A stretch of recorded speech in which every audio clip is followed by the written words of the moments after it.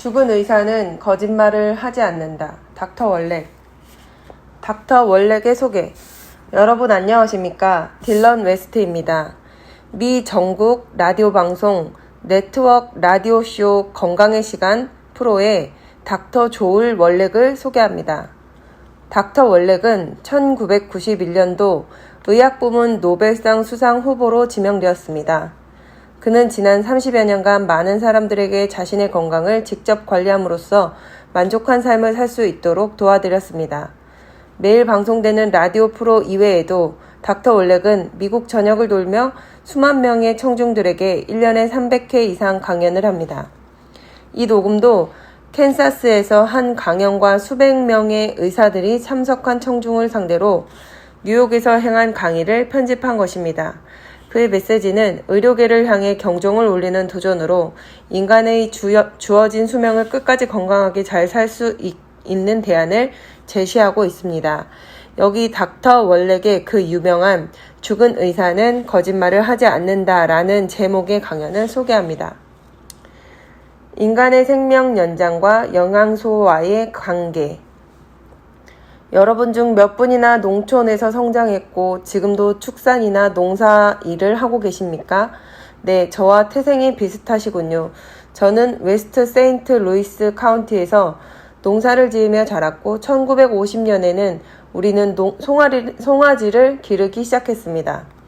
가축을 길러 돈을 벌려면 특별한 경험이 없는 한 직접 사료 농사를 많이 지어야 합니다. 그래서 우리는 옥수수, 콩, 목초 등을 길러 방앗간에 가져다가 빻아서 비타민, 미네랄, 트레이스 미네랄 등을 섞어 알약처럼 빚은 펠렛 사료를 송아지들에게 먹였습니다. 6개월쯤 기른 후 제일 좋은 놈만 남기고 도살장에 내다 팔았습니다. 남은 놈은 속되게 말해 우리가 잡아먹었습니다. 당시 10대 소년으로서 늘 마음이 쓰이는 점은 6개월 동안 그렇게 비타민, 미네랄 등을 먹인 소를 도살장에 보내거나 직접 잡아서 그 고기를 먹었지만 우리는 무병하게 100년을 살 수 없다는 것이었습니다. 우리 가족은 비타민이나 미네랄을 먹지 않았습니다. 이 점이 궁금해서 아버지에게 물어봤습니다. 아빠, 왜 우리한테는 저 가축들처럼 영양제를 주지 않죠? 아버지는 미주리주 시골 말투로 시끄러운 녀석아, 농장에서 갓 나온 신선한 것을 먹는 것만으로도 고맙게 알아라. 저는 혹시 밥 한 끼라도 굶을까봐 아무 소리도 못하고 말았습니다. 그 후 학교를 다니게 되었고 미주리주 대학교 농과대학에 들어갔습니다. 그래서 농학사 학위를 받았는데 축산 영양학을 전공하고 부전공으로 작물 및 토양학을 공부한 후 수의과 대학에 들어갔습니다. 수의과 대학 1년 때 제가 전에 아버지께 물어본 질문의 답을 얻게 되었습니다. 영양 공급으로 동물의 질병을 예방하고 치료하는 것을 알게 되었습니다. 그 이유는 간단히 말해서 동물들에게 의료보험이나 블루크로스, 메디케어 등 의료 혜택이 없기 때문입니다. 가축을 길러 돈을 벌려면 우선 자기 자신이 일을 할 줄 알아야 하고 될 수 있는 한 효율적으로 먹이고 영양을 공급해야 합니다. 자연사의 원인은 영양 부족. 수의사를 졸업한 후 2년간 아프리카에 가 있었는데 거기서 어린 시절의 꿈을 이룰 수 있었습니다. 여러분이 기억하는 뮤추얼 오브 오마하 동물 왕국 TV 프로의 말론 퍼킨스 씨를 도우며 2년간 일할 수 있었습니다. 참 훌륭한 분이었죠. 2년 동안 콧불소, 코끼리 등과 지내다 보니 사람들이 부르면 특수동물 수의사라고 대답하게 되었습니다. 2년 후 퍼킨스 씨는 저에게 세인트루이스에 와서 함께 일해보자는 전보를 보내왔습니다. 당시 동물원에는 특수 연구 목적으로 야생동물 수의사가 필요했기 때문입니다. 국립보건원에서 환경생태학 연구를 위해 750만 불을 지원해 주었는데 동물원에서 자연사하는 동물들의 사체 부검을 할 수의사가 필요했던 것입니다. 너무나 기뻐서 곧바로 가서 그 일을 맡았습니다. 세인트루이스 동물원뿐만 아니고 시카고 브룩필 동물원, 뉴욕의 브롱스 동물원, 워싱턴 국립동물원, 로스앤젤레스 동물원 등에서 죽은 동물들을 부검하였습니다.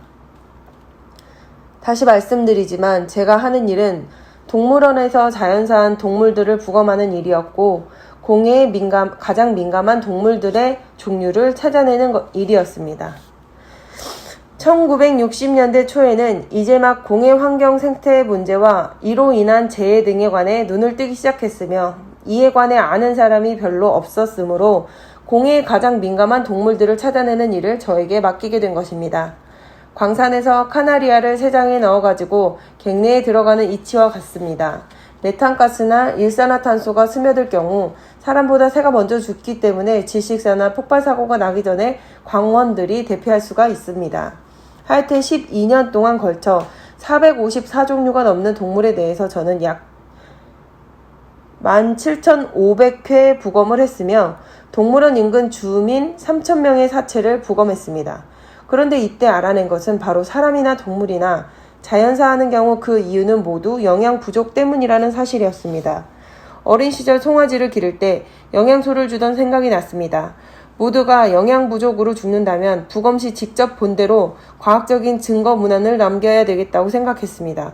저는 75종의 과학 논문을 썼고 8개의 공동 집필 교과서와 한 권의 1000페이지짜리 단독 집필 교과서를 출판했습니다. 테니 TV 프로에도 출연했고 전국 1700여 개의 신문에도 기사화되었으며 여러 잡지와 수많은 TV 방송에서도 출연했지만 1960년대에는 영양소에 관한 한 아무런 흥미를 끌지 못했습니다. 당시 미국에는 230억 불을 들여 암과의 전쟁을 선포하고 암의 정복과 예방 백신을 연구할 때였습니다. 사람들이 저에게 한다는 말이 월렉씨 여기는 미국입니다. 세계에서 제일 질 좋은 식품을 제일 많이 갖고 있는데 미국에서 영양 부족을 말하다니 그게 무슨 소리입니까? 라고 물었습니다. 물론 그들은 칼로리와 단백질을 생각하고 있었고 저는 비타민 결핍과 미네랄, 트레이스 미네랄 그리고 히토류 결핍을 생각했던 것입니다. 낙심이 되어 다시 학교로 돌아가 오리곤주 폴트랜드에서 4년 동안 공부를 더한 끝에 자연요법 면허를 가진 의사가 되었습니다. 사람의 생명을 다룰 수 있는 의사 면허를 따게 되었는데 그곳에서는 1차 진료 의사로서 약 처방도 하고 아기도 받고 수술도 하고 사망 진단서도 발행합니다. 그동안 수의과 대학에서 영양학을 통해 배운 바를 모든 환자에게 직접 써볼 수 있게 되었습니다. 예상했던 대로 효과가 있었습니다. 12년 동안 오레곤주 포틀랜드에서 일반 진료 의사로 개업을 했는데 환자들에게 영양을 섭취케 함으로써 배운 놀라운 경험들을 오늘 밤 여러분들과 함께 나누고자 합니다. 오늘 드리는 말씀을 10%만 집에 가져가신다면 많은 불편한 고통을 피할 수 있으며 돈도 많이 절약할 수 있고 사실상 건강한 몸으로 오래 살 수 있습니다. 그렇지 않을 경우 건강하게 살지도 못하고 장수도 못하고 주어진 수명도 다 살지 못합니다. 그러면서 무슨 방도를 취해야 되겠는데 첫 번째로 해볼 만한 가치가 있는가를 여러분께 확신시켜 드려야 되겠습니다. 사람들은 건강하고 오래 살기 위해서 반드시 매일 지키는 일들이 있습니다. 어떤 것은 할머니 쪽부터 해온 것이기도 합니다. 뭐든지 건강과 장수에 관한 것이라면 약초나 주스 또는 채소를 먹어야 한다고 믿기도 합니다. 그래서 건강과 장수를 위해 해볼만하다 가치 있다고 하는 제일 중요한 3가지 일에 관해 과연 어떠한 증거가 있는가 한번 검토해 보겠습니다. 1. 구석기 시대의 동굴 생활 방식. 첫 번째로 구석기 시대의 동굴 생활 방식인데 고기나 채소 등 모든 것을 날걸로 먹는 것입니다. 그럼 여기서 이런 생활 방식이 건강 장수하는 데에 도움이 된다는 증거가 있는가 한번 알아보겠습니다. 단 한 가지 확실한 증거를 찾으면 오래된 오씨라는 미이라가 있습니다. 이 바짝 마른 시체인 미이라는 이태리 알프스산 에즈벨트 계곡에서 빙하가 녹으며 나왔는데 한창 나이인 25세에서 40세 사이에 죽은 것으로 알려졌습니다. 같이 발견된 그의 연장과 무기로 봐서는 그는 4,000년에서 6,000년 전에 청동기 시대에 살았습니다. 탄소 동위 원소 측정 결과 5,300여 년 전에 죽었는데 엑스레이와 CAT 스캔, MRI 등을 이용해 혹시나 현대인에게 있는 암이나 혈액, 매독 등의 병 이외에 다른 병이 있었는가를 알아봤습니다.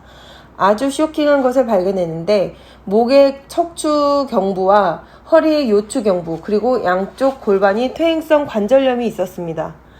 더욱 충격적인 사실은 동맥경화에 걸렸다는 것입니다. 그의 활동적이고 간소한 스파르타식 생활 방식에도 불구하고 소동맥경화증, 관상동맥경화증에 걸려 있었습니다.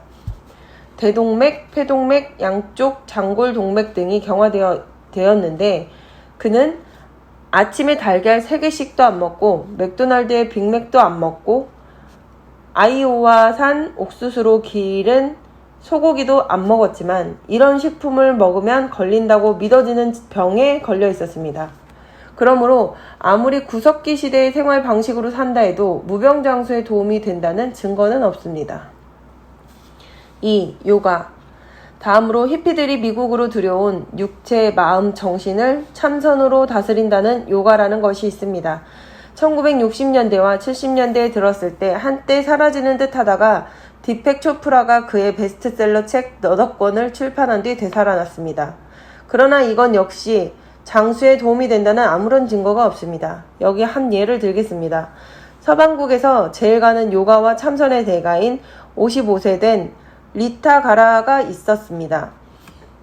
그는 세속적인 것을 떠나 참선으로 크게 도통했다고 믿었는데 셀레늄 결핍 때문에 심근증에 의한 심장마비로 55세에 죽었습니다. 결국 요가와 참선은 장수하는 것에 아무런 도움을 주지 못한다는 것이 증명되었습니다. 3. 지중해 음식. 의료 전문가들이 지난 2년 동안 관심을 보인 것은 지중해식 음식입니다. 육류를 먹지 말고 닭고기와 물고기를 먹고 곡물은 빵이나 이태리식 파스타를 해먹고 채소와 과일을 많이 먹고 포도주는 마셔도 괜찮다고 했습니다. 그러나 그 역시 무병장수에 도움이 된다는 증거는 아무것도 없습니다. 왜냐하면 그런 음식을 먹는 그리스나 이태리 사람들도 우리처럼 평균 75.5세를 삽니다. 세계적인 장수의 기록들. 그러면 현실적으로 우리 인간은 몇 살까지 살 수 있을까요? 노인과 전문의들의 문헌들을 한번 자세히 살펴보겠습니다. 1955년 8월에 113세가 된 크리스티나 모튼슨이 있습니다. 113세의 나이로 퍽 활동적이어서 80으로 밖에 보이지 않는 그는 캘리포니아 산 라파엘 사람으로 아직도 일주일에 한 번 골프를 칩니다. 이보다 한 달 전인 1995년 7월 남아프리카의 도리아라는 사람은 114세가 되었는데 무병장수 비결이 무엇이냐고 기자들이 묻자 HMO 보험 때문이라거나 매년 한 번도 거르지 않고 건강진단을 받아왔다고 대답하지 않고 자기는 매일 메뚜기를 먹어왔고 호박씨와 거북이 고기를 먹었으며 채식주의자는 아니지만 나물과 말린 과일을 먹었고 매일 아침 커피 한 잔씩을 마셨다고 했습니다. 적어도 세계 5곳에 사는 사람들이 120년에서 140년을 삽니다. 중국 서부의 티베트에서부터 시작해 보겠습니다. 이곳 사람들은 1934년 제임스 힐튼 때문에 유명해졌는데 그가 쓴 잃어버린 지평선이라는 책이 있습니다. 당시 퓰리처상을 받은 이 책은 많은 분들이 읽어보셨을 것입니다. 1937년에는 영화로도 소개되었는데 약 3시간짜리 꽤 긴 영화입니다. 세상에서 가장 오래 산 사람의 기록이 나오는데 물론 과장도 좀 있겠지만 어느 정도는 증거가 있습니다. 티베트와 접경한 중국 땅에 닥터리라는 사람이 있었습니다. 그가 150세 되었을 때 중국 황실로부터 큼지막한 증서를 하나 받았습니다. 그가 1677년에 출생해서 150년 후에 중국 정부로부터 150세가 되었다는 증서를 받았고 200세가 되었을 때 또 증서를 하나 받았고 그 후 50년 뒤에 정부로부터 증서를 받았는데 256세에 사망한 것으로 되어 있습니다. 1933년 그가 사망했을 때 뉴욕타임즈와 런던타임즈에 그에 관한 기사가 실렸습니다. 그가 장수 기록이 꽤 잘 보관되어 있긴 하지만 한 200년쯤 산 것 같습니다. 제임스 힐튼이 이 사람에 대해서 책을 쓴 것입니다. 1967년인가 68년에는 샹루라라는 이름의 총천연색 영화로도 다시 제작되었는데 한번 보실 것을 권합니다. 다음으로 파키스탄 동부에 헌사스라는 부족이 있습니다. 그들은 120세에서 140세까지 장수하는 것으로 유명합니다. 대한건강법에 어느 정도 관심이 있다면 이들의 이름을 들어본 적이 있을 것입니다. 다음으로 서부 러시아의 게오르기아 사람들은 1970년대에 대논 요구르트로 유명해졌습니다. 크리미아 전쟁 노병들은 기억하시죠? 군복을 입은 채로 군두를 높이 쳐들고 대논 요구르트 컵을 들고 크게 활짝 웃는 활기 넘치는 그들은 대논 요구르트 덕분에 120세를 살았습니다. 그 다음으로는 바로 남쪽의 아르메니아, 아테시아, 그리고 아저바자 사람들도 구소련에서 모두 장수하기로 유명합니다. 그들이 보통 120세에서 140세의 장수를 누리기 때문에 60여 년 동안 이에 대한 연구를 했습니다. 실제로 1973년 1월호 내셔널 지오그래픽 잡지에서 100세 이상 산 사람들에 관한 특별기사를 사진을 곁들여 실은 적이 있습니다. 12장의 사진 중 기억에 남는 것은 석 장인데 그중 하나는 136세 된 할머니가 대나무 의자에 앉아 큰 쿠바산 시가를 한 손에 들고 다른 한 손에는 8온스짜리 보드카 술잔을 든 채 파티를 즐기는 모습이었습니다. 그 할머니는 양로원에도 안 가고 힘이 들어 구부리고 앉아있지도 않았습니다. 136세의 나이에 삶을 즐기고 있었습니다. 다음으로 남녀가 둥그렇게 짝을 지어 앉아있는 사진인데 모두들 100년, 115년, 120년 등 결혼 기념식을 치르고 있었습니다. 세 번째로 기억나는 사진은 아르메니아의 코카사스 산에서 트랜지스터 라디오를 들으며 엽차 잎을 따는 할아버지였습니다. 그의 출생 기록이나 세례 기록, 군대 기록, 그리고 그의 자녀들의 출생 기록에 근거하여 내셔널 지오그래픽지는 그 당시 세계에서 가장 오래 산 사람으로서 그의 나이가 167세라고 했습니다. 서방구로 와서는 에콰도르 안데스 지방의 비카본바 원주민이 퍽 유명했고 그 다음으로 그 이름 때문에 제가 가장 좋아하는 페루 동남부의 티티카카 사람들이 유명합니다. 그들은 티티카카 호숫가 마추픽추 지역의 동부에 사는 주민들인데 120세에서 140세를 살기로 유명합니다. 충분한 영양 공급이 장수의 비결. 지난 5월 11일 가장 오래 산 미국인으로 기네스북에 기록된 마가릿 스키츠라는 할머니가 있습니다. 이분은 버지니아주 레드포드 사람으로 115세에 죽었는데 사망 원인은 영양 부족이었습니다.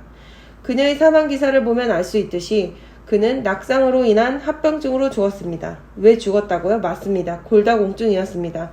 칼슘 결핍 때문에 죽었습니다. 그는 심장병, 암 또는 당뇨병 등 아무런 지병이 없었는데 낙상한 지 3주 만에 칼슘 부족으로 죽었습니다. 65세 이상의 미국 사람이 골반이나 다리 또는 척추 골절상을 입으면 75%가 90일 이내에 죽습니다. 폐렴이나 뇌졸중, 폐색전증 등의 합병증으로 죽습니다. 그의 딸이 말하기를 그는 죽을 때까지 단 음식을 달라고 했다는데 이것은 나중에 좀 더 얘기하려고 하는 파이카라는 병입니다. 보통 초콜릿이나 설탕을 심히 먹고 싶어 하는 것은 후에 설명드리겠지만 크로뮴과 바나듐 결핍이기 때문입니다. 아프리카 나이저의 126세 된 보월라는 추장에 관해 그의 아내 중 한 사람이 자랑을 늘어놓았는데 126세에 죽을 때까지 이가 하나도 빠지지 않았다는 겁니다. 아마 다른 모든 신체 기능도 좋았을 것 같습니다. 다음으로 1993년 7월 133세로 죽은 시리아 사람으로 기네스북에 올랐는데 단지 133세까지 살았다거나 80세에 네 번째 결혼을 했다거나 한 것이 이유가 아니고 80세 이후에 9명의 자녀를 두었다는 것입니다. 임신 기간 9개월과 젖먹이는 기간 1년 그리고 1년 터울로 아내가 아이들을 낳았다면 100세가 되었을 때도 아직 자식을 생산할 수 있다는 것이 기네스북에 오르게 된 이유입니다. 여러분도 아직 희망이 있습니다. 1993년 11월 6명의 생물리학자들이 아리조나에 있는 완전 격리시설에 2년을 생활하다 나왔습니다. 세 쌍의 부부였는데 완전식품을 먹었고 공기를 재순환해서 썼으며 식품도 손수 재배해서 먹었기 때문에 그들은 먹는 식품이나 물, 공기 등에는 공해가 전혀 없었습니다. 그들이 이곳에서 나왔을 때 로스앤젤레스 캘리포니아 대학의 노인과 의료 전문가들이 컴퓨터를 이용해 신체를 검사했는데 만약 이들이 계속해서 그런 방식으로 살아간다면 165세까지 살 수 있다고 예상했습니다. 그러므로 인간이 120세에서 140세까지 살 수 있다는 것은 이제 더 이상 의심할 여지가 없습니다. 현재 미국에서 105세 이상이 된 사람이 5만 4천 명에 달하고 있습니다. 2050년이 되면 105세 이상 된 사람이 150만 명이 될 것입니다. 제가 농촌에서 자랄 때 한 에이커당 200부셀의 옥수수를 수확했는데 거기에 드는 노동력과 비료 등을 감안했을 때 그만큼은 수확을 해야 수입을 올릴 수 있을지 만약 같은 노동력과 비료를 들여서 한 에이커당 100부셀의 옥수수밖에 수확을 못한다면 손해를 보게 됩니다. 전쟁보다 무서운 의료사고 120세나 140세를 살기 위해서는 기본적으로 두 가지 해야 할 일이 있습니다. 첫째는 군대에 갔다 온 분들은 다 아시겠지만 지뢰를 밟아 폭사하는 것처럼 무모하게 죽지 말아야 합니다. 이렇게 무모한 죽음은 예를 들어 권총으로 러시안 룰렛 게임을 한다거나 담배나 술을 지나치게 많이 한다거나 검정 옷을 입고 새벽 2시에 고속도로 한복판을 달리거나 차에 치여 죽는다던가 하는 어리석은 짓입니다. 미국에는 이렇게 어리석은 짓을 하다 죽는 사람이 1년에 수만 명에 달하고 있습니다. 지뢰를 피하듯 무모하게 죽지 않기 위해서는 마지막으로 꼭 드리고 싶은 말씀은 의사에게 가는 것을 피하라 라는 겁니다. 왜냐하면 의사가 여러분을 죽일 확률이 반반이기 때문입니다. 그것은 대단히 격렬한 표현인데 구체적으로 입증해드리겠습니다. 저의 많은 절친 친구들이 의사이며 제 아내 역시 외과 의사이기 때문에 말조심을 해야 되겠습니다. 그래서 저는 꼭 사실만을 말씀드리겠습니다. 1993년 1월 13일 소비자 보호단체인 랄프 레이더 그룹에서 미국 병원에서 사망 원인을 30년에 걸쳐 연구한 결과 1500페이지에 달하는 연구 보고서를 발표했습니다. 시간 관계상 그 내용을 다 말씀드릴 수는 없고 결론만 말씀드려도 우리에게 시사하는 바가 클 것입니다. 소비자 보호주의자인 랄프 네이더가 말하는 결론을 여기에 인용한다면 병원에서만 매년 미국인 30만 명을 의료태만 행위로 죽입니다. 너무나 큰 숫자이기 때문에 다시 한번 읽어드리겠습니다. 병원에서만 매년 미국인 30만 명을 의료태만 행위로 죽입니다. 엑스레이를 기다리는 동안 어느 구석에 방치되어 조용히 숨겨져 있다던가 하는 것이 아니고 kill, 죽이다 라는 단어를 쓴 것입니다. 죽이다 라는 단어를 쓴 것은 의사가 의료 행위를 할 때 과오를 범하는 것을 뜻합니다. 다시 말해서 약을 잘못 처방하고 소수점을 잘못 찍어 약의 용량을 잘못 줌으로써 의사들은 1년에 30만 명이나 사람들을 죽입니다. 30만 명이 얼마나 많은 사람이란 것을 한번 생각해 보겠습니다. 월남전에서 10년간 인명살상용 소총, 대포, 폭발물 등을 가지고 싸우는 전쟁터에서 우리 군인이 손실이 5만 6천 명으로 1년에 5만 6천 명 꼴이었습니다. 5,600명 꼴이었습니다. 그로 인해 수백만 명의 사람들이 거리로 몰려나와 반전 데모를 했으며 종전 전 3년간은 정치적 무정부 상태가 되었습니다. 학생들은 총과 폭발물을 가지고 대학을 점거했으며 오하이오 펜스테이트 대학에서는 방위병들이 학생들에게 발포를 했습니다. 1년에 5,600만의 군인 때문에 대통령도 그 직에서 밀리고 말았습니다. 몇 분이나 베시 레이맨을 기억하십니까? 미국에서 두 번째로 큰 신문인 보스턴 글로브의 의학부 기자로서 퓰리처상을 수상한 바 있습니다. 그 여기자가 유방암에 걸렸습니다. 세상의 모든 암 치료 병원의 안전 기록을 검토해봤습니다. 치료 성공률과 누가 유방암의 새로운 첨단 기술을 갖고 있는가를 면밀히 검토해본 후 보스턴에 있는 데이나 파버 암 연구소를 택했습니다. 그가 병원에 입원하자마자 키모테라피를 16배나 많은 양을 주어 즉시 그를 죽여버리고 말았습니다. 퓰리처상을 받은 유명한 기자였기 때문에 타임지에 기사화됐고 미국의 모든 신문들이 일면 기사로 다루었습니다. 여기 이 사진의 여자분 기억하시죠? 예, 제키 케네디 오나시스 맞습니다. 이 사진은 이곳 뉴욕에 있는 의료센터로 처음이자 마지막 키모테라피 치료를 받기 위해 이번에 사흘 전에 찍은 것입니다. 죽기 6개월 전에 비호지킨성 임파육종이라는 진단을 받았는데 이런 종류의 암은 10년, 12년, 15년을 생존할 수 있고 췌장암, 위암 또는 간암과 달리 비교적 고통이 적습니다. 이 사진에는 말기 암 환자처럼 보이지도 않습니다. 오늘같이 상쾌한 날씨에 친구와 함께 센트럴파크를 거닐고 있는 모습입니다. 그주 금요일 밤에 그는 처음이자 마지막 키모테라피를 받았습니다. 그는 앞으로 10년, 12년, 15년을 더 살 수 있었기 때문에 임종을 지켜볼 사람도 곁에 없었습니다. 암이라는 진단이 난 뒤에도 6개월이나 치료를 미룰 정도로 급한 게 아니었습니다. 금요일 밤 들어가 화요일에 죽었는데 제키 케네디는 암으로 죽었다고 모두들 믿고 있습니다. 그는 암으로 죽지 않았습니다. 제키 케네디는 베시 레이맨처럼 키모테라피 과잉 투여로 죽었는데 한 사람도 의사 면허를 빼앗기지 않았고 진료소도 폐쇄되지 않았습니다. 하물며 길거리에 보통 사람들에게 말해 못하겠습니까? 여러분의 확률은 어떻다고 생각하십니까? 안전불감증에 걸린 의사들. 여기 한 가지 더 말씀드리겠습니다. 1994년 7월 역시 랄프 네더의 조사 발표를 미국 모든 신문의 일면 톱기사로 다루었습니다. 칼라 인쇄가 마음에 들어 마침 여기 가져온 것이 USA Today 1994년 7월 27일 일자로 생각됩니다.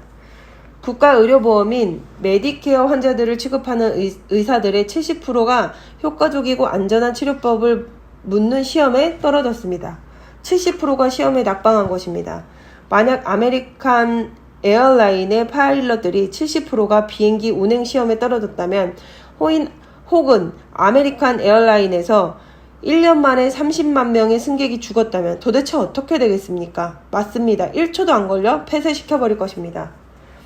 하버드 의대에서는 1972년 아주 중대한 조사를 해서 그 결과를 미국 의사회지를 포함한 세계 모든 의료 전문지를 통해 발표했는데 의사들이 환각제 불법 사용에 관한 것이었습니다. 이 약들은 암거래 마약과 처방마약, 코카인, 마리화나, 스피드, 벤젠페놀, 바비추레이드, 아편 유도체 등을 말합니다. 조사 내용은 퍽 놀라웠습니다. 미국의 면허의사 중 52%가 매주 마약을 한다는 내용이었습니다. 한편 우리를 더욱 두렵게 하는 것은 78%의 의대생이 매주 불법적으로 마약을 한다는 것이었습니다. 졸업을 하면 마약을 끊을 것 같습니까? 아닙니다. 그때는 돈을 더 버니 더 비싼 마약을 합니다. 여기 예를 들어보겠습니다. 수천 개의 사례가 있지만 그중 몇 개를 골라보겠습니다. 닥터 마이클 폴라는 35세 된 캘리포니아 산호세 소재 스탠포드 의대의 마취과 의사에 관한 얘기입니다. 그 의사는 간 이식 수술의 준비를 위해 수술실에 오기로 되어 있었는데 찾을 수가 없었습니다. 모두들 수술 가운을 입고 이식할 간도 들어왔는데 그러나 이식받을 환자를 마취할 의사가 보이지 않았습니다. 집으로 전화를 해보니 부인 말로는 2시간 전에 나갔다고 합니다.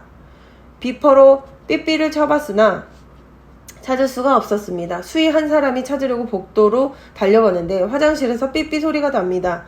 잠긴 화장실 문을 부수고 들어가 보니 그 안에서 그 찾던 의사가 신발을 벗은 채 죽어 있었습니다. 알고 보니 발에다 다량의 펜타닐 주사를 놓았던 것이었습니다.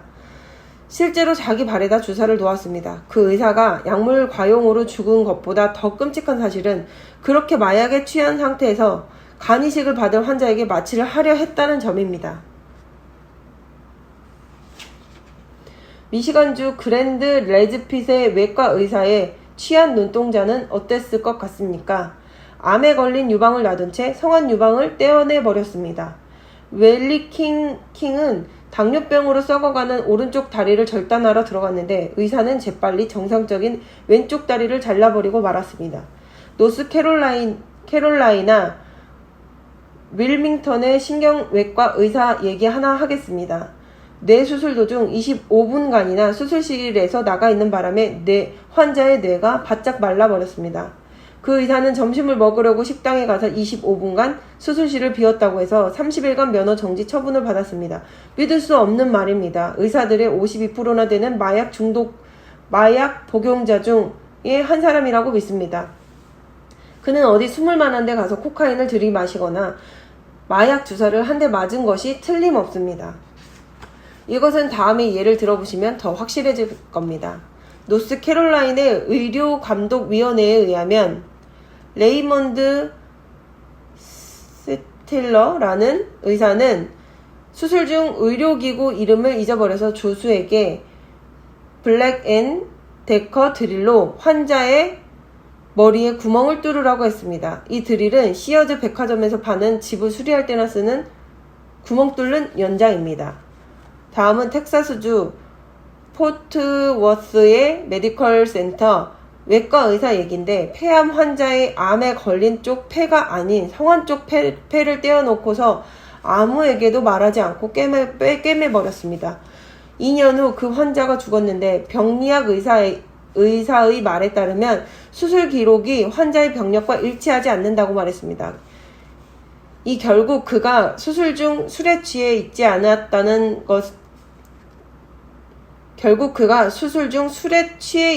않았다는 증명을 해줄 의사가 하나도 없어서 900만 불을 주고 유가족과 합의를 봤는데, 아마 배심원 재판까지 갔다면 1억 불은 보상해야 됐을 겁니다. 랄프 네더가 무슨 다른 속셈이 있어 그러는 것이 아니기 때문에 저는 그의 발표를 믿습니다. 랄프 네더의 발표에 의하면 국가의료보험을 독차지해 여러분이 낸 세금을 쓰는 하나의 전문 직종이 매년 우리 중 30만 명을 죽이고 있는데, 의사들로부터 우리를 구하자고 피켓을 들고 거리에 데모하는 사람은 한 사람도 없습니다. 암을 고친 비타민, 베타카로틴, 셀레늄. 여러분 한번 생각해 보시기 바랍니다. 첫째로 지뢰를 피해가듯 해야 합니다. 그러려면 될 수 있는 한 자신을 직접 치료하거나 질병을 예방함으로써 치료를 받을 필요가 없어야 합니다. 둘째로는 좀 더 적극적으로 실천하는 일인데, 여기 90이라는 숫자를 가지고 말씀을 시작하겠습니다. 여러분은 매일 90가지의 영양소가 필요합니다. 60가지의 미네랄이 필요하고 16가지의 비타민, 12가지의 필수 아미노산, 그리고 3가지의 필수 지방산이 필요합니다. 매일 90가지의 영양소를 섭취해야 하는데, 영양소 전부를 섭취하지 못하거나 섭취하더라도 그 양이 충분하지 못할 경우 영양 부족으로 인해 질병에 걸리게 됩니다. 제가 가장 좋아하는 기사가 1992년 4월 6일 타임지에 실렸습니다. 못 읽어보셨으면 근처 도서관이나 학교 도서관에 가서 복사해다 두시길 바랍니다. 커버 스토리로 다룬 기사인데, 비타민의 실질적 힘, 암, 심장병 또는 노화를 방지할 수도 있는 새로운 연구라고 되어 있습니다. 거기에는 6페이지에 달하는 긍정적인 내용이 들어있는데 단 한 줄의 부정적인 내용이 있습니다. 그 부정적인 내용은 타임지 기자가 어느 의사에게 보조 영양제로 비타민과 미네랄을 섭취하는 것에 대해 어떻게 생각하느냐고 물었더니, 그 의사는 비타민을 입에 털어 넣는 것은 아무것도 이로울 게 없습니다. 우리가 먹는 음식에는 필요한 모든 비타민이 들어있으므로 보조제 영양제를 섭취하는 것은 단지 비싼 소비만 볼 뿐입니다. 라고 했습니다. 이렇게 콧방귀를 낀 의사는 뉴욕시의 마운트 사이나이의 의대 교수인 닥터 빅터 하버트였습니다. 자, 이 말을 미주리주 시골 말투로 바꿔 말하면 비타민과 미네랄을 먹으면 달러를 오줌으로 다 싸버린다는 뜻입니다. 아무런 대가가 없이 달러 뭉치를 변기 속에 넣고 확 씻어 내보낸다는 말입니다. 이건 돌팔이들이 비타민이다, 미네랄이다 해서 당신네 돈을 긁어간다는 말입니다. 대강 이상과 같은 말일 겁니다. 자, 그럼 한번 들어보시길 바라겠습니다. 1993년 9월 국립암연구원과 보스턴에 있는 하버드 의대 공동으로 암 환자에 대한 연구를 한 결과 항암식품을 찾아냈다고 발표했습니다. 의학계에서는 중국을 택해서 이 연구를 시작했는데 중국의 호남성에서는 세계에서 가장 높은 암 발생률을 보였기 때문입니다. 5년 동안 29,000명에게 각기 다른 비타민과 미네랄을 미국인 1일 권장량의 2배씩을 투여했습니다. 예를 들어 어떤 그룹에는 비타민C를 주었는데 1일 복용 권장량이 60mg이니까 이 2배인 120mg을 주었습니다. 이것은 퍽 보잘것없이 적은 양입니다. 어느 건강식품점을 가도 비타민C 한 알에 500mg 이하짜리는 살 수가 없습니다. 노벨상을 2씩이나 수상한 라이너스 폴링이 말하기를 암을 예방하려면 하루에 10,000mg의 비타민C를 섭취해야 한다고 말합니다. 한 연구그룹에 투여한 1일 권장량 2배의 비타민C는 아무런 효과도 없었습니다. 비타민 A 2배 역시 아무런 효과가 없었고 아연, 리보플라빈, 트레이스 미네랄, 니코틴산 투여도 아무런 효과가 없습니다. 그런데 다른 한 그룹에서 큰 효과가 났습니다. 이 그룹에서는 3가지 영양소를 주었는데 즉 비타민 E와 베타카로틴 그리고 트레이스 미네랄인 셀레늄을 1일 권장량의 2배를 주었습니다. 어느 영양소나 실험 결과 0.5%의 좋은 효과가 있으면 인류의 삶을 크게 향상시키기 때문에 연구 보고서를 발표합니다. 여러분 0.5%는 대단히 유익하다는 통계 숫자를 기억하시기 바랍니다. 비타민 E와 베타카로틴 그리고 트레이스 미네랄인 셀레늄을 5년 동안 복용한 그룹에서는 모든 질병으로 죽은 사람 수가 9%나 줄었습니다. 그 5년 동안 거의 100명에 10명 혹은 10명에 1명은 어떤 병에 걸렸건 죽을 거라고 한 사람들이 생존하게 됐던 것입니다. 위에 말한 3가지 영양소를 주지 않았을 경우 죽었을 모든 암 환자의 13%가 살아남았습니다. 그래서 100명 중 13명이 생존하게 되었고 중국 호남성에서 가장 흔한 위암과 식도암으로 죽었을 환자 21%, 즉 100명 중 21명이 살게 되었습니다. 과거 미국에서는 230억 불을 들여 암과의 전쟁을 선포하고 암의 치료와 예방 백신 연구를 했으나 암 환자는 1971년 이후 18%나 증가했습니다. 여기 오신 분의 대부분은 위에서 말씀드린 3가지 영양소 섭취를 실천하고 계시겠지만 남이 하라고 권할 때까지는 기다리지 마십시오. 만약 모르고 계셨다면 이 말씀 한 가지만으로도 여기 오신 덕을 톡톡히 보신 겁니다. 저는 세계 각처에서 사체 부검을 했는데 454종류의 동물을 17,500번 했고 사람을 3,000번 했습니다. 아직도 건강하게 자식들을 낳고 손자들을 보고 멀지 않은 장래의 증손자를 보게 됩니다. 차라리 하루에 50센트 혹은 1불어치의 잉여 비타민과 미네랄을 소변으로 내보내는 편이 훨씬 값싼 보험에 드는 것이 아닐까요? 하루에 단돈 1불어치의 비타민과 미네랄을 자신의 건강을 위해 쓰지 않는다면 결국 어느 의사의 고급 생활 양식을 뒷바라지해주는 꼴이 되고 맙니다. 여러분이 의사에게 가서 지불하는 돈 중 아동의 치명적인 질병의 진단과 예방치료 또는 성인의 유방암이나 전립선 암 예방 진단 또는 효과적인 치료를 위해 연구 등에서 동전 한 푼도 쓰이지 않습니다. 그 돈은 모두 의사의 주택과 벤츠 자동차의 월 할부금이나 자녀들의 하버드 의대 학비로 쓰여집니다. 보스턴에 있는 하버드 대학 아시죠? 자녀들의 예일대 법대 학비로 나갑니다. 우리는 의사들을 부자로 만들어주고 있습니다. 미국이 독립한 1776년부터 2차 세계대전이 끝날 때까지 미국 정부는 총 8천만 불의 돈을 국민보건사업이나 연구비로 썼는데 지금은 어떻습니까? 1년에 1조 2천억 불을 국민보건사업에 쓰고 있고 이것은 또한 우리에게 공짜죠? 예? 공짜 맞죠? 저기 계시는 저 부인 뭐라고요? 하하 젠장 공짜는 무슨 공짜냐고요? 그렇습니다. 보험 혜택 때문에 공짜처럼 생각되지만 사실은 우리가 모두 지불하고 있습니다. 한 말씀 드리죠. 만약 가축의 병을 사람 치료하듯 한다면 햄버거 1파운드에 275불이 갈 것이고 반대로 가축의 치료 방법을 사람의 병치료에 이용할 경우 5인 가족 의료보험료는 한 달에 10불밖에 안 될 것입니다. 선택은 여러분의 자유입니다. 우리는 의료보험과 정부 지원으로 의사들을 부유하게 만들어주었기 때문에 그 의사들은 우리에게 갚아야 할 빚을 지고 있다고 생각합니다. 다른 산업의 경우와 마찬가지로 최소한의 예를 들자면 리콜 제도라고 실시해야 한다고 믿습니다. 리콜제, 즉 결함 부분을 고쳐주겠다는 통보인데 이를 처음 시작한 것이 아마 25년 전 일로 알고 있습니다. 당시 랄프 네다라는 소비자 보호주의자가 알아보니 포드 자동차 회사에서 만든 핀토라는 차는 20마일 속도로 뒤에 받쳤을 경우 가스 탱크가 폭발해서 차 안에 탄 사람이 모두 불타 죽게끔 제작되었다는 사실입니다. 사람들이 이 문제를 포드 회사에 항의해 보았지만 회사 측은 사고를 낸 것이 바보 짓이지 보상은 무슨 보상이냐고 했습니다. 랄프 네다는 설계에 결함이 있음을 지적하고 연방 법원에 소송을 하였으며 결국 승소하게 되었습니다.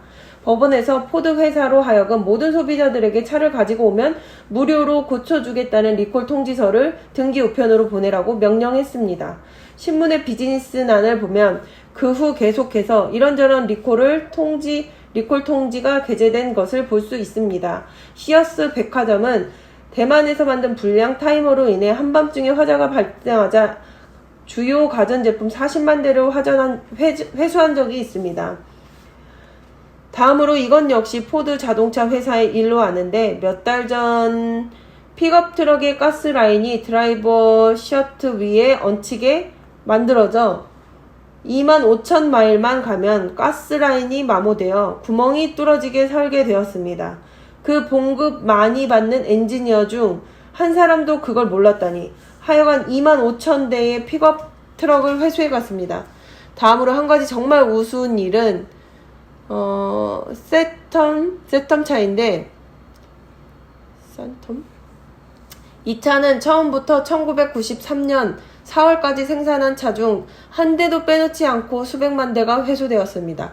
그 이유는 세턴 차의 전기 시스템이 TV 리모컨의 신호를 받아들이도록 만들어졌기 때문입니다. 이웃집 사람이 새벽 2시에 잠이 안 와 집에서 뉴스나 영화를 보려고 리모컨으로 TV 채널을 이리저리 돌리자 그만 자동차가 붕 하고 시동이 걸리며 기어가 들어가고 후진해서 차고를 부수고 나가버립니다. 수백 번 이런 일이 생기자 앞으로 수천 건의 소송 사태가 발생하기 전에 차라리 그 차들을 회수에다가 고쳐주는 편이 돈이 덜 들겠다는 생각을 하게 된 것입니다. 의료계에서도 우리에게 이와 같은 대우를 해줘야 한다고 믿습니다. 과거 10년, 50년, 100년 혹은 300년 동안 의사들이 해온 말들이 옳지 않거나 사정이 많이 변했습니다. 따라서 의사들은 그동안 자신들이 진료한 모든 환자들에게 올바른 의료 정보를 알려주기 위해 다음 3주간 화요일 밤마다 심장결석, 결핵 또는 심장병 등에 관해 1시간씩 무료 강의가 있으니 참석해달라는 식의 통지를 해야 한다고 생각합니다. 여러분 중에 의사의 이런 리콜 통지서를 받으신 분이 계십니까? 흥미있는 일이죠. 하여튼 지난 2년에서 3년간 저는 리콜 통지서를 많이 받아보았습니다. 간단히 짚고 넘어가겠습니다. 1. 위궤양. 첫째가 위궤양입니다. 여기 몇 분이나 스트레스가 위궤양의 원인이라는 말을 들어보셨습니까? 좋습니다. 모두 들어보셨군요. 손을 안 드시는 분들은 건망증에 걸렸거나 좀 거짓말을 하시는군요. 수의사들은 이미 50년 전에 적어도 돼지의 위궤양은 헬리코박터 파일로리라는 박테리아가 원인이라는 사실을 알고 있었습니다. 그 유명한 메이오 클리닉의 값비싼 위장 전문 외과 의사에게 돼지 위궤양 수술을 맡겼다가는 돼지고기 1파운드에 275불이 나갈 것입니다. 테트라사이클린 항생제에 들어있는 비스머스라는 트레이스 미네랄로 수술하지 않고 돼지의 위궤양을 예방하고 치료할 수 있습니다. 고작 5불밖에 들지 않고 테트라사이클린에 들어있는 비스머스라는 트레이스 미네랄로 돼지의 위궤양을 치료한 것입니다.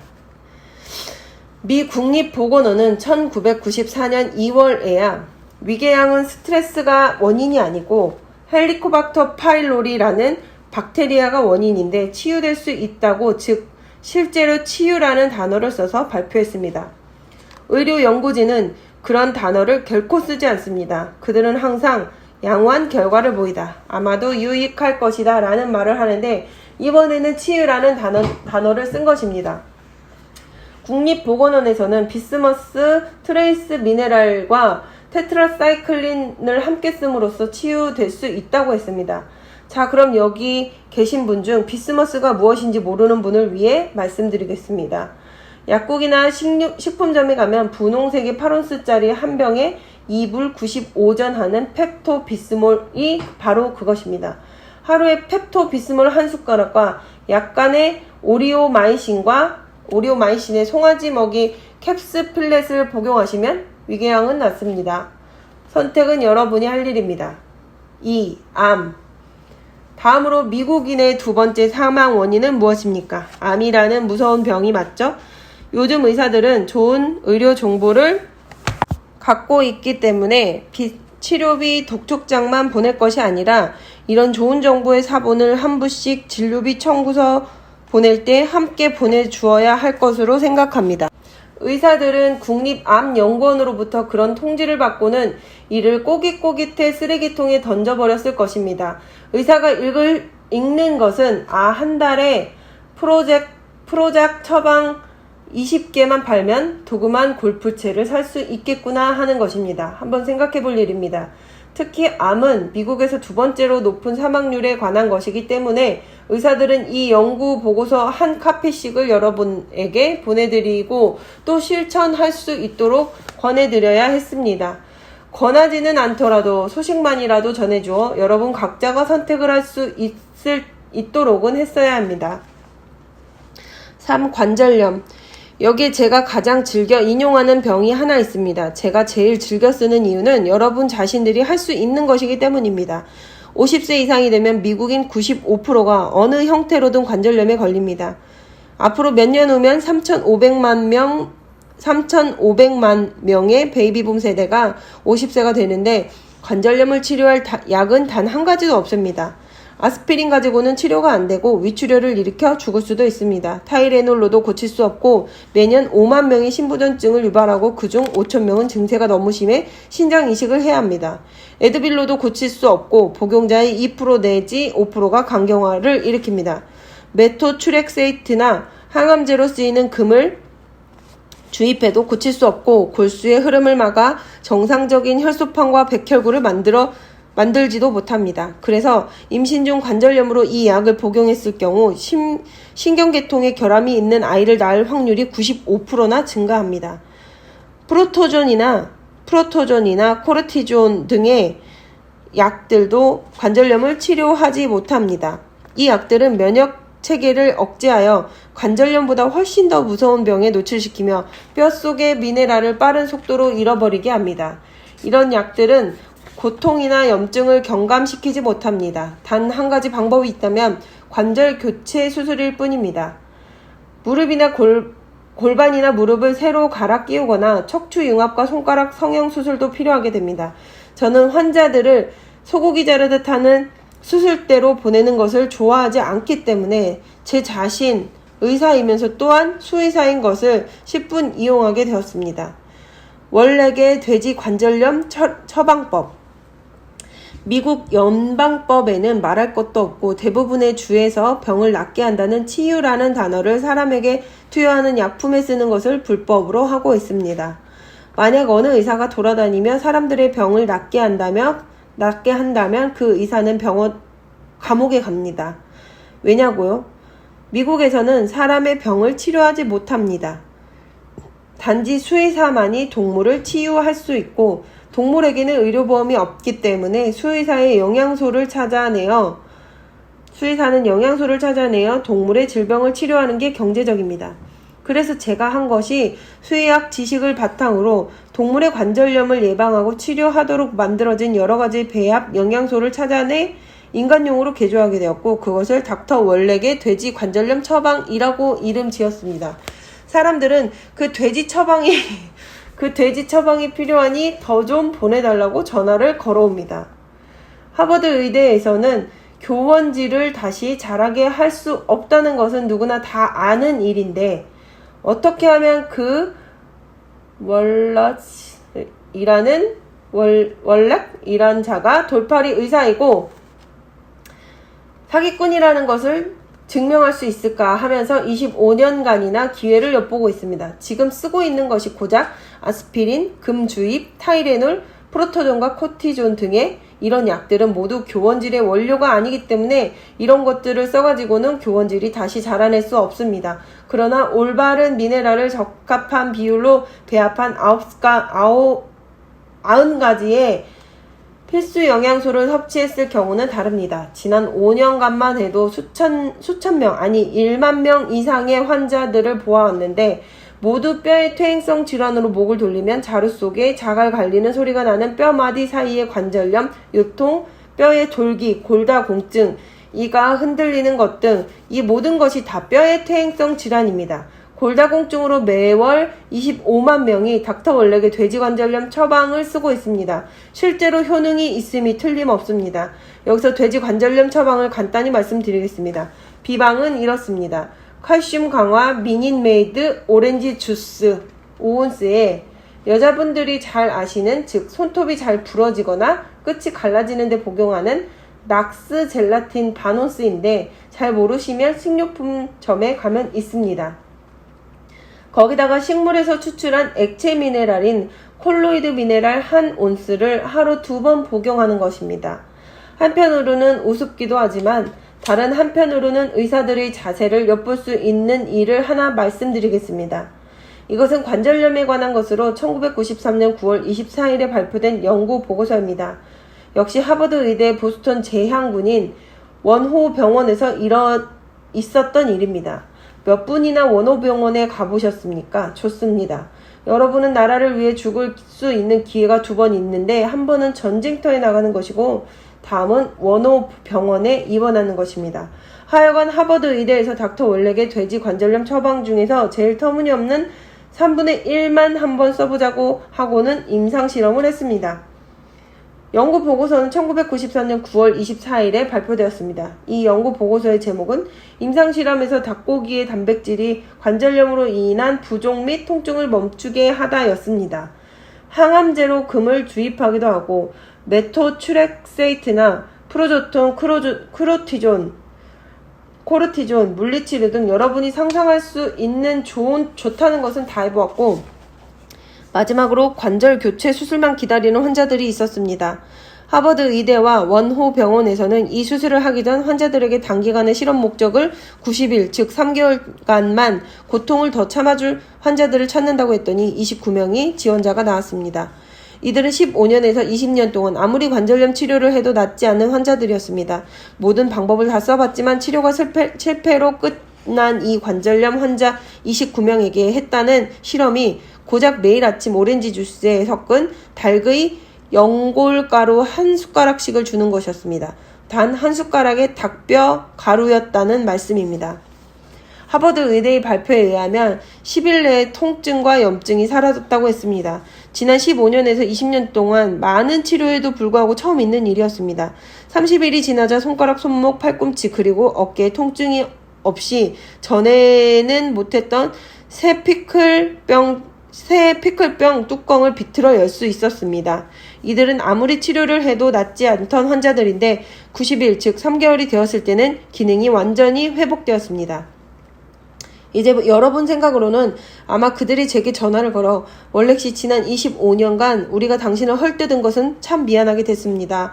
당신의 돼지 관절염 처방 중 가장 터무니없는 3분의 1만 써봤지만 좀 좋은 성과가 나왔습니다.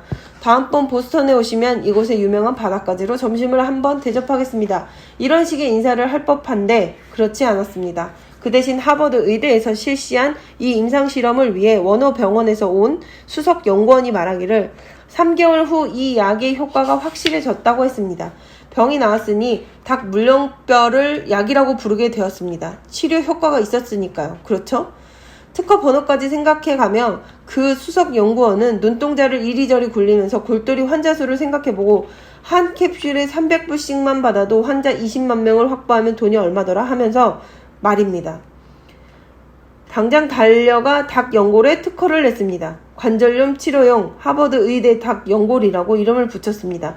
여러분도 1개월분에 3,500불을 주면 구할 수 있습니다. 이것이 좀 비싸다 싶으면 켄터키 후라이드 치킨 가게에 가서 닭고기 5불어치 한 바스켓을 사서 고기는 버리고 닭뼈 양 끝을 씹어 먹으면 그것이 바로 똑같은 것입니다. 돈을 좀 더 절약하려면 어두운 밤에 손자를 데리고 켄터키 치킨 가게 뒤 쓰레기통으로 가는 것입니다. 5갤런짜리 바스켓에다 닭뼈를 가득 담아와서 오븐에 말린 다음 망치로 빻아서 그 가루를 캡슐에 넣어 사용하면 됩니다. 아무에게도 말하지 않으면 괜찮습니다.